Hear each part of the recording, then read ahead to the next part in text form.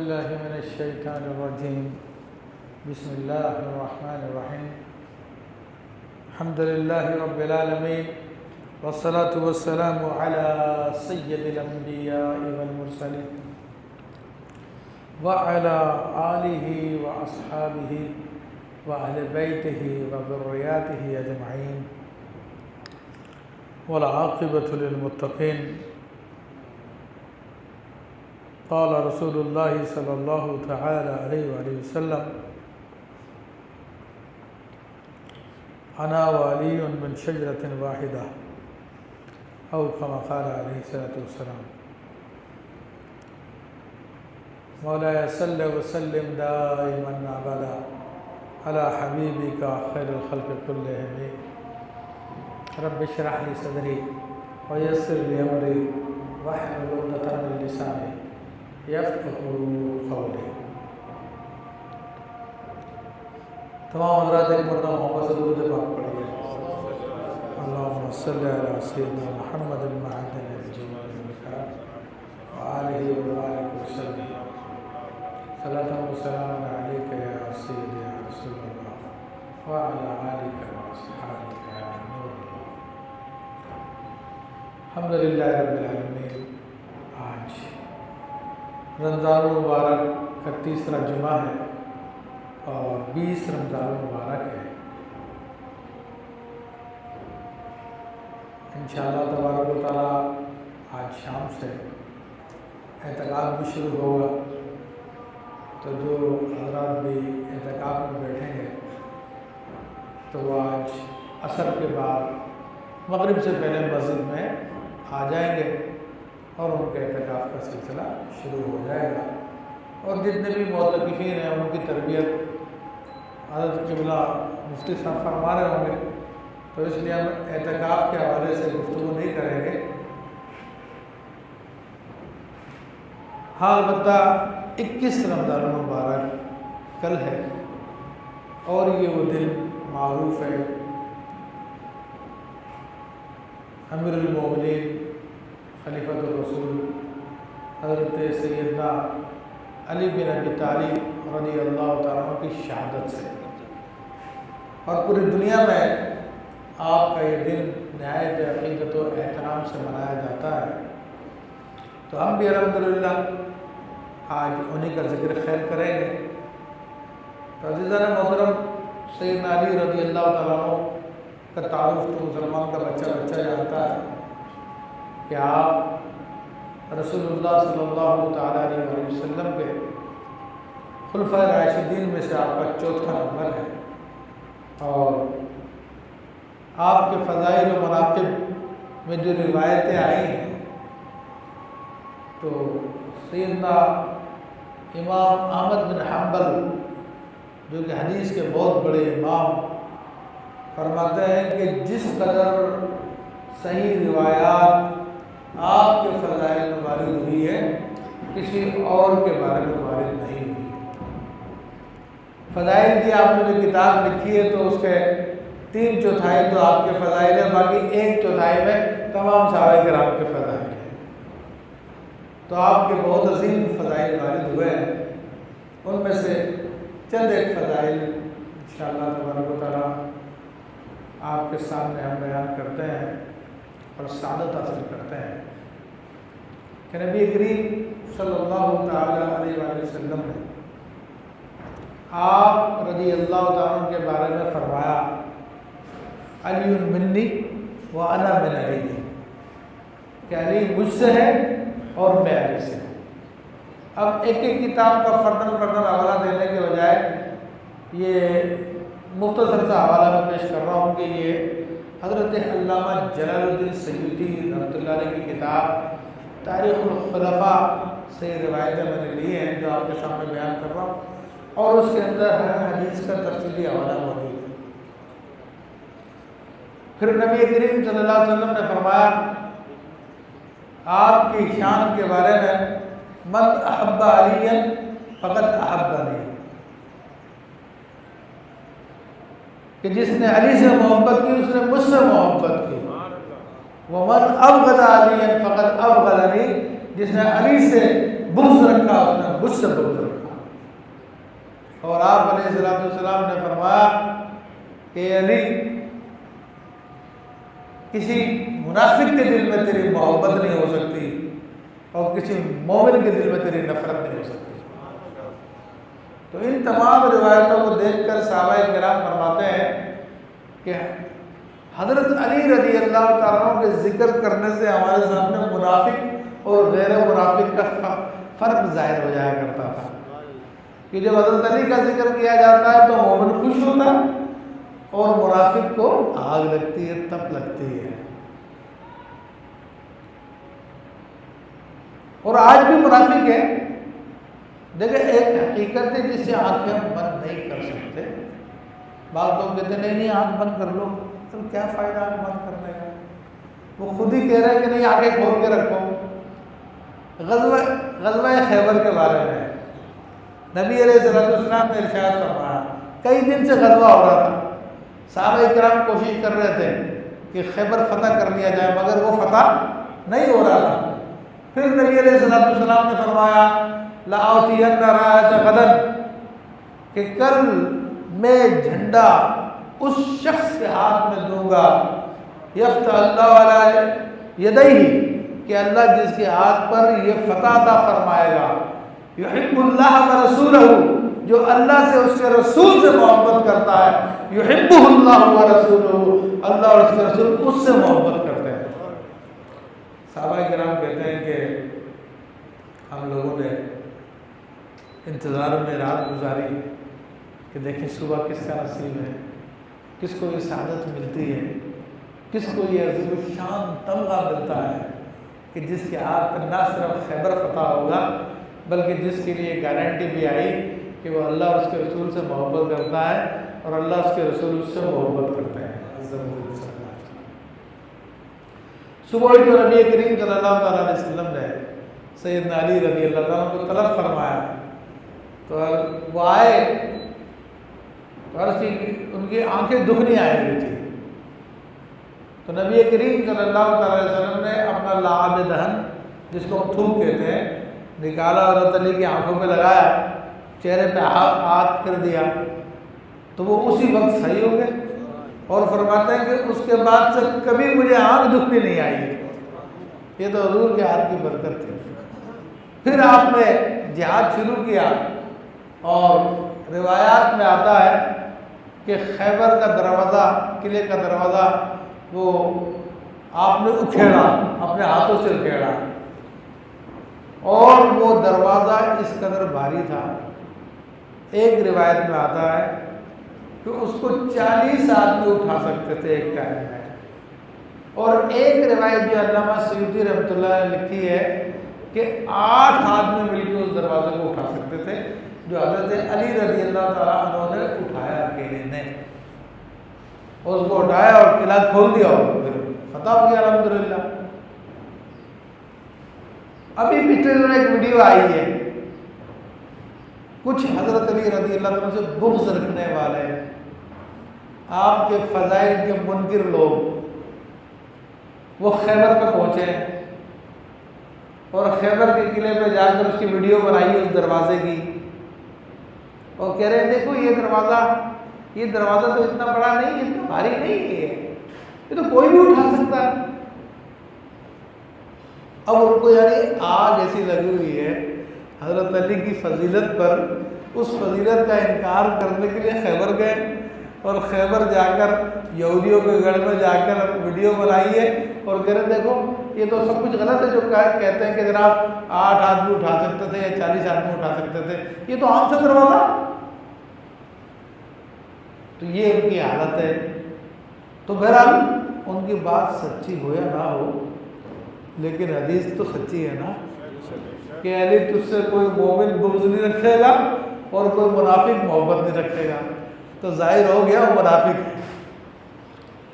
اسی طرح سیدنا علی رضی اللہ تعالیٰ عنہ کے فضائل میں یہ بھی آتا ہے کہ نبی کریم صلی اللہ علیہ وسلم نے ارشاد فرمایا الناس من حجار شتیٰ وانا وعلی من شجرۃ واحدہ، کہ لوگ مختلف درختوں سے ہیں لیکن میں اور علی ایک ہی درخت سے ہیں۔ تو یعنی حضرت علی سے اپنی قربت کو بیان کرنے کے لیے بتایا کہ میری اصل اور علی کی اصل ایک ہی ہے۔ اور ظاہر سی بات ہے ان دونوں کی اصل حضرت عبد المطلب رضی اللہ تعالیٰ عنہ میں ملتی ہے کہ دونوں کے دادا جو ہوئے وہ حضرت عبد المطلب رضی اللہ تعالیٰ عنہ، تو دونوں کی اصل حضرت عبد المطلب ہے۔ تو فرمایا کہ ہم دونوں ایک ہی درخت سے ہیں۔ اور پھر یہ فضیلت بھی عطا فرمائی کہ آپ علیہ السلام نے فرمایا میری اس مسجد میں کوئی جن بھی داخل نہیں ہو سکتا سوائے میرے اور علی کے۔ یہ فضیلت عطا فرمائی، یہ خصوصیت عطا فرمائی کہ مسجد میں بے غسلہ آدمی نہیں آ سکتا، لیکن آپ علیہ السلام نے فرمایا میرا علی کے کوئی نہیں آ سکتا۔ حضرت علی کو استثناء دیا، اور وہ کیوں دیا؟ وہ اللہ کے نبی ہیں، وہ جانتے ہیں کہ کس کو استثناء دینا ہے کس کو نہیں دینا، ٹھیک ہے نا۔ اور جس کو اعتراض ہے تو اللہ کے نبی پہ اعتراض کرتا ہے، منافق ہے، سمجھ رہے ہیں؟ ہم تو مانتے ہیں۔ پھر جب غزوہ تبوک کے موقع پر نبی کریم صلی اللہ تعالیٰ علیہ وسلم نے صحابہ کرام کو جہاد کے لیے تیار کیا تو حضرت علی رضی اللہ تعالیٰ سے فرمایا کہ آپ مدینہ منورہ میں رکیں گے پیچھے سے، اور اس کے یعنی معاملات کو سنبھالنے کے لیے۔ سیدنا علی رضی اللہ تعالیٰ عنہ کوئی اچھا نہیں لگا کہ سب جہاد پہ جا رہے ہیں اور میں جہاد سے رک رہا ہوں۔ اب اللہ کی مرضی تھی، اللہ کے رسول کی مرضی تھی، جس کو چاہے پیچھے رکھے جس کو چاہے آگے جہاد میں بھیجے۔ تو آپ علیہ السلام نے فرمایا کہ اما ترضیٰ ان تکون منی بمنزلتی ہارون و موسیٰ الا انہ لا نبی بعدی، او کما قال علیہ السلام، اے علی کیا تم اس بات پہ راضی نہیں ہو، اس بات پہ خوش نہیں ہو کہ تم میرے نزدیک ویسے ہی ہو جیسے کہ موسیٰ علیہ السلام کے نزدیک ہارون علیہ السلام تھے۔ آپ دیکھیں کہ موسیٰ علیہ السلام اللہ کے نبی تھے اور ہارون علیہ السلام بھی اللہ کے نبی تھے۔ موسیٰ علیہ السلام کے ساتھ ان کے تمام کاموں میں تھے۔ تو آپ نے فرمایا کہ تم اس بات پہ راضی نہیں کہ تم میرے نزدیک ویسے ہی ہو جیسے کہ موسیٰ علیہ السلام کے نزدیک ہارون علیہ السلام تھے۔ موسیٰ علیہ السلام جب اپنی قوم سے باہر جاتے تھے تو حضرت ہارون علیہ السلام کو پیچھے نگران بنا کے جاتے تھے، ان پہ گورنر یا والی بنا کے جاتے تھے۔ تو حضرت علی سے فرمایا کہ تم ویسے ہی ہو، لیکن چونکہ اس میں ایک وہ ڈاؤٹ آ سکتا تھا، گمراہ لوگ گمراہ ہو سکتے تھے، مزید گمراہی میں لوگوں کو گمراہ کر سکتے تھے۔ تو فرمایا ہاں اتنی بات ضرور ہے میرے بعد کوئی نبی نہیں ہے،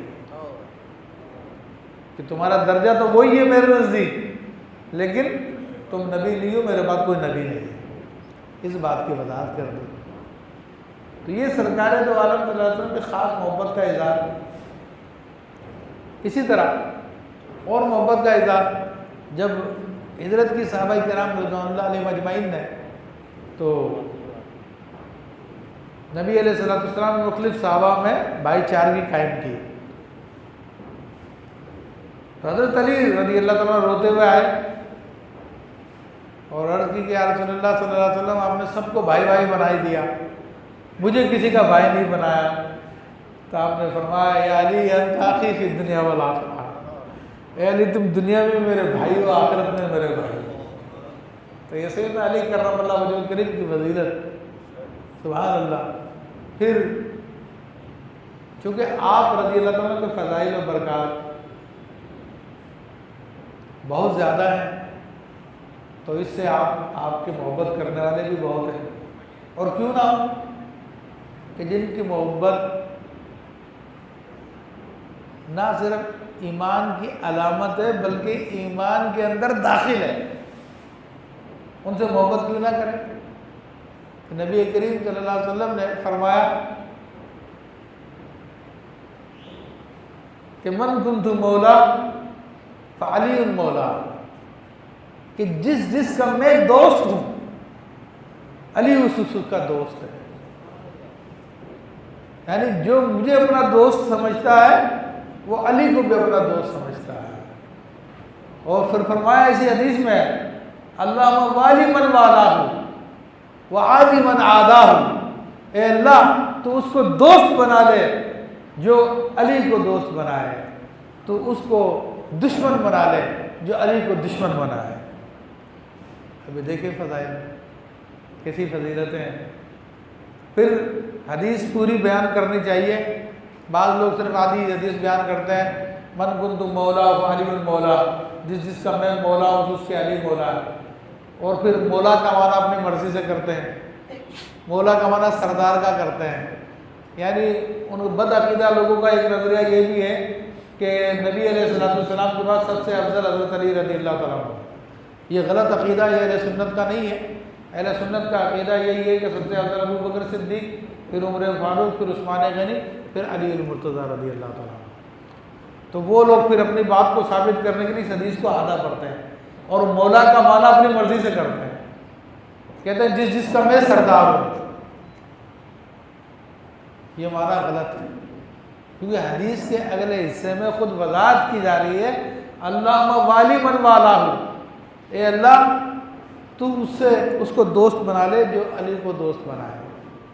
تو اس اگلے حصے میں مولا کا معنی بتا دیا، اور اس کے مقابلے میں عداوت کا لفظ آیا کہ اس سے دشمنی کر جو علی سے دشمنی کرے۔ تو یہ حدیث پورے کی پوری معنی کو بتا رہی ہے۔ جو مد مذہب اور گمراہ لوگ اس کا معنی کرتے ہیں وہ معنی اس کا نہیں ہے۔ تو مومن تو محبت کرتا ہے، لیکن گمراہ اور منافق بھی بعض محبت کرتے ہیں، اور اس کی دلیل کیا ہے؟ یعنی سچی محبت تو صرف مومن کرتا ہے۔ جو حدیث میں آیا نا کہ مومن کے سوا تم سے کوئی محبت نہیں کرے گا، میرا سچی محبت ہے۔ اور وہ محبت جو سچی نہیں ہے، اپنی نفس پرستی پہ مبتلا ہے، تو جس کے تحت سیدنا علی کرم اللہ وجہ الکریم کو بعض لوگ معاذ اللہ خدا سمجھتے ہیں۔ جس طرح کہ ابھی ایک مردود فرقہ ختم ہوا، اللہ کرے وہ ختم ہو جائے، شام کا جو پریزیڈنٹ تھا بشار الاسد، حافظ الاسد، یہ نوسری فرقے کا تھا۔ یہ وہ لوگ ہیں جو حضرت علی رضی اللہ عنہ کو خدا جانتے تھے۔ ہمارے یہاں پہ بھی ایسے بہت سارے لوگ ہوتے ہیں جن کو مولائی کہتے ہیں، اللہ تعالیٰ سب کو محفوظ فرمائے۔ اچھا، بعض وہ ہیں جو آپ کو خدا تو نہیں جانتے مگر قرآن و سنت کو چھوڑ کے آپ کی محبت میں آگے بڑھے ہوئے ہیں، اور آپ کی شان میں وہ باتیں کی ہیں جو کہ کرنا جائز نہیں ہے، آپ کو نبیوں سے آگے بڑھا دیا ہے۔ کہتے ہیں کہ سوائے نبی علیہ السلام کے سب سے افضل حضرت علی رضی اللہ تعالیٰ عنہ، ان کا عقیدہ ہے تمام نبیوں سے بھی افضل ہے۔ اچھا، بعض وہ ہیں جو نبیوں سے افضل تو نہیں بتاتے، کہتے لیکن نبی کے بعد تمام صحابہ سے افضل حضرت علی رضی اللہ تعالیٰ عنہ۔ تو یہ بھی گمراہ کن عقیدہ ہے جو حدیث کے خلاف ہے۔ تو اس کے بارے میں بھی نبی علیہ السلام نے دونوں باتیں بیان کی، اور حضرت علی رضی اللہ تعالیٰ عنہ فرماتے ہیں کہ نبی کریم صلی اللہ علیہ وسلم نے فرمایا کہ یہ علی فی کا مثل عیسیٰ، کہ علی تم میں عیسیٰ علیہ السلام کی مثال پائی جاتی ہے، اور وہ یہ کہ عیسیٰ علیہ السلام کے معاملے میں ایک قوم نے ان سے بغض رکھا، یہودیوں نے، تو ان کی ماں پر زنا کی تہمتیں لگائی، بہتان لگائے، وہ حد سے بڑھ گئے بغض رکھنے میں، اور ایک قوم نے ان سے محبت کی تو وہ حد سے بڑھ گئے اور ان کو خدا کا بیٹا بنا دیا، عیسیٰ علیہ السلام کو۔ تو کہا کہ میرے ساتھ بھی یہی معاملہ ہے کہ میری محبت میں بھی لوگ حد سے بڑھیں گے اور وہ باتیں میرے بارے میں کہیں گے جو مجھ میں نہیں پائی جاتی ہیں، تو وہ بھی ہلاک ہونے والے ہیں، اور میرے بغض میں لوگ آگے بڑھیں گے اور وہ باتیں کہیں گے جو مجھ میں نہیں پائی جاتی ہیں، تو وہ لوگ بھی ہلاک ہونے والے ہیں۔ تو یہ نبی علیہ السلام نے پہلے بتا دیا، حضرت علی رضی اللہ عنہ کو بتا دیا۔ پھر آپ رضی اللہ تعالیٰ کی شہادت کے حوالے سے مختصر بات یہ کہ اس کی بھی خبر دے دی گئی تھی کہ فرمایا کہ زمین پہ سب سے بدبخت ترین انسان وہ ہوگا کہ جو تمہیں شہید کرے گا۔ فرمایا 2 آدمی بدبخت ترین ہے زمین پر، کہ ایک تو صالح علیہ السلام کی اونٹنی کی کونچے کاٹنے والا شخص، جس نے صالح علیہ السلام کی اونٹنی جو اللہ کی نشانی تھی، معجزہ تھا، اس کی ٹانگوں کو کاٹا تو وہ شہید ہوئی وہ اونٹنی کا، وہ سب سے بدترین انسان ہے، اس کا نام ہے احیمر۔ اور دوسرا بدترین وہ ہے علی جو تمہارے سر پہ تلوار مارے گا۔ تو نبی علیہ السلام نے اس کو بدترین آدمی قرار دیا، اس لیے کہ جب ایک اونٹنی جو اللہ کی نشانی اس کو مارنے والا بدترین ہے، تو جو ایک انسان ہے اور رسول اللہ صلی اللہ علیہ وسلم کا حبیب بھی ہے، وہ خود بھی اللہ کی نشانی ہے، تو اس کو مارنے والا کیوں نہیں بدبخت ترین انسان ہوگا؟ خود نبی علیہ السلام نے فرمایا کہ حضرت علی کے چہرے کو دیکھنا عبادت ہے، سبحان اللہ۔ تو یہ سارے کے سارے فضائل سیدنا علی کرم اللہ وجہ الکریم کے آتے ہیں، اور مومن ان فضائل کو سن کر خوش ہوتا ہے، اور منافق، اور خود آپ اپنا بھی امتحان کر سکتے ہیں کہ میں مومن ہوں یا منافق ہوں۔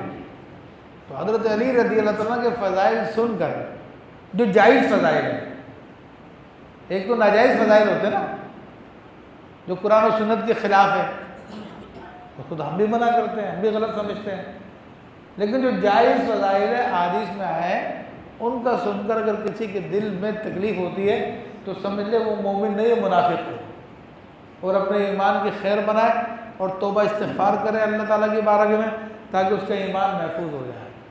تو عزیزان محترم، آپ کی بڑی عظیم شان ہے، اگر آپ کے کردار کو ہم دیکھتے ہیں تو آپ جیسا کوئی بہادر نظر نہیں آتا، آپ کے زہد و تقویٰ کو دیکھتے ہیں آپ جیسا کوئی زاہد و متقی نظر نہیں آتا، آپ کے علم کو دیکھتے ہیں تو آپ جیسا کوئی عالم نظر نہیں آتا، آپ کے فیصلوں کو اگر ہم دیکھیں تو آپ جیسا کوئی فیصلہ کرنے والا نظر نہیں آتا۔ بہت اللہ نے آپ کو خوبی عطا فرمائی۔ ایک آخری واقعہ جو آپ کے علم اور عقل پہ دلالت کرنے والا ہے، اور آج بھی سائنس ترقی کر رہی ہے، حضرت علی رضی اللہ تعالیٰ نے جو باتیں بیان فرمائی آج سائنس ان کو پروو کر رہی ہے۔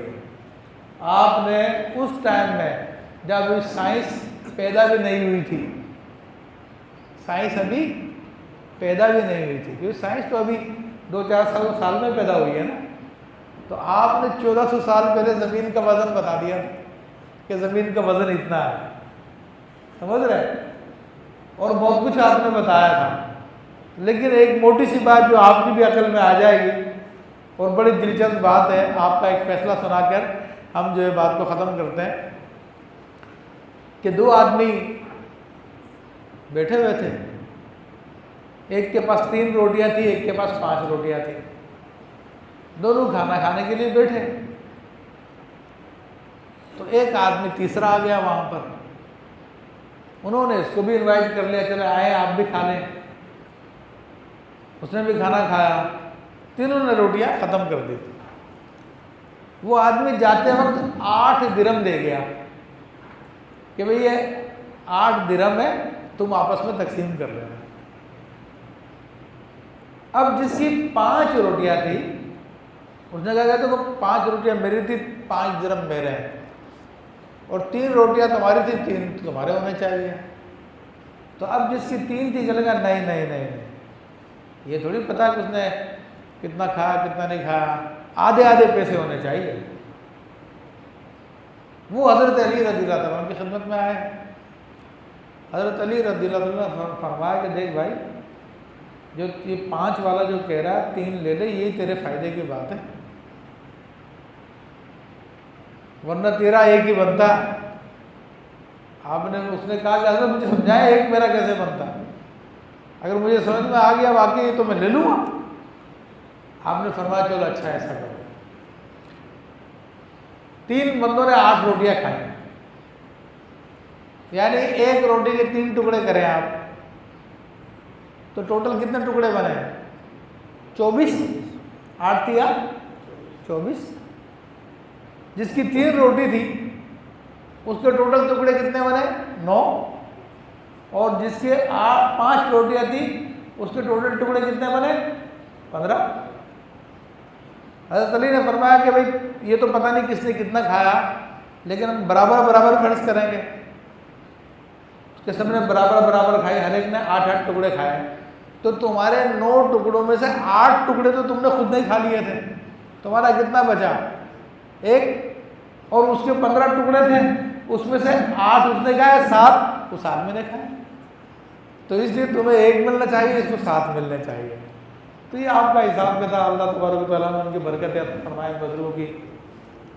یہ آخری اصل میں 10 روزہ پروگرام ہے نا، تو یہ لوگوں کو بھی تھوڑی شرکت کریں اس میں، اپنا جان میں دن یاد کر آپ کی ٹائم دیں گے، علماء کرام بھی۔ اچھا 10 روزہ تربیتی اعتکاف ہوگا انشاءاللہ تعالیٰ ہمارے یہاں پر، تو تربیتی اعتکاف ہے، تمام لوگوں کو انویٹیشن ہے، اس میں آئیں اور تربیت لیں کہ ہر روز علماء آئیں گے انشاءاللہ تبارک و تعالیٰ، اور وہ تربیت بھی کریں گے، اور دین کی بہت ساری باتیں جو آپ نے زندگی میں ویسے نہیں سیکھی ہوں گی، آپ کو انشاءاللہ تبارک و تعالیٰ سیکھنے کا موقع ملے گا۔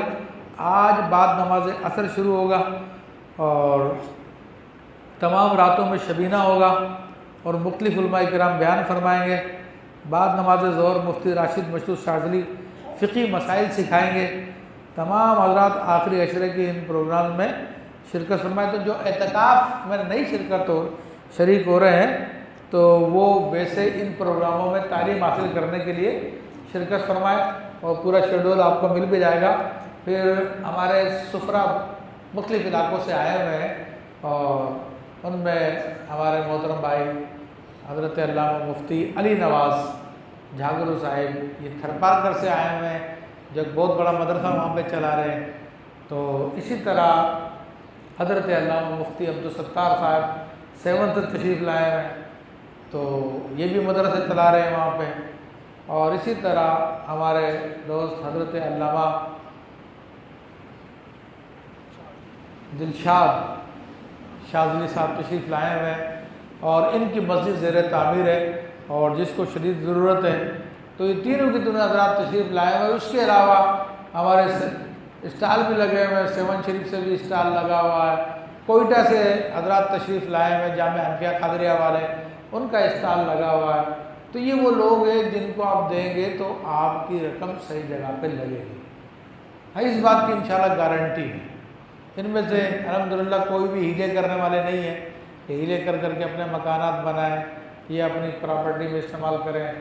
غریبوں کو پہنچے گی آپ کی رقم، تو ان کو آپ دے سکتے ہیں اطمینان کے ساتھ۔ اور طوبہ ویلفیئر کی طرف سے بھی اپیل ہے کہ طوبہ ویلفیئر کو آپ دینا چاہیں تو اس کو بھی دے سکتے ہیں۔ اللہ تبارک و تعالیٰ آپ کے عطیات کو قبول فرمائے۔ جزاکم اللہ خیر۔